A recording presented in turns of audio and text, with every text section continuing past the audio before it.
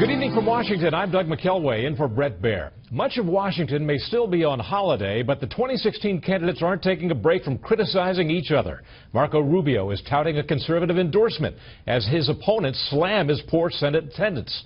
And Donald Trump continues to set his sights on Democratic frontrunner Hillary Clinton. Chief White House correspondent Ed Henry has our potential presidential election wrap-up tonight.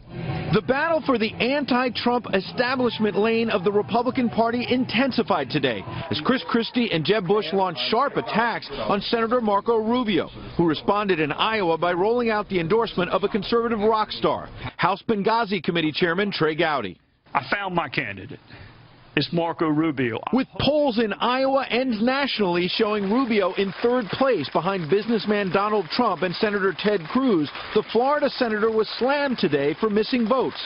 With Christie, who's coming on strong in New Hampshire, ripping Rubio by declaring, quote, "Dude, show up to work and vote no, and if you don't want to, then quit."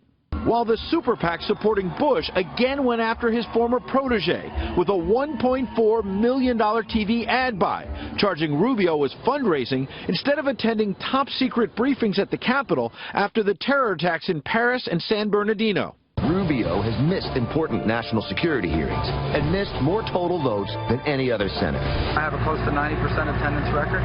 You know, Chris has been missing in New Jersey for half the time.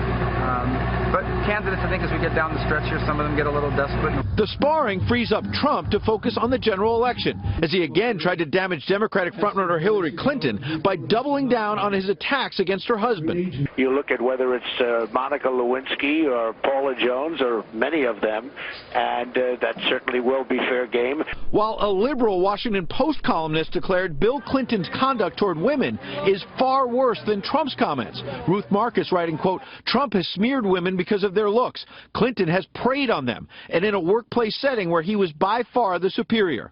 Hillary Clinton was in New Hampshire today and avoided comment on Trump, though an aide said, quote, "Hillary Clinton won't be bullied or distracted by attacks he throws at her and former President Clinton." Trump is planning his first TV ad buy, $2 million a week, which could swamp his competitors. But we're going to spend a lot of money over the next 4 weeks. A far cry from the resources or support of Democrat Martin O'Malley. In part because of a snowstorm, only one voter showed up at an O'Malley event in Iowa, and even that voter would not commit to him.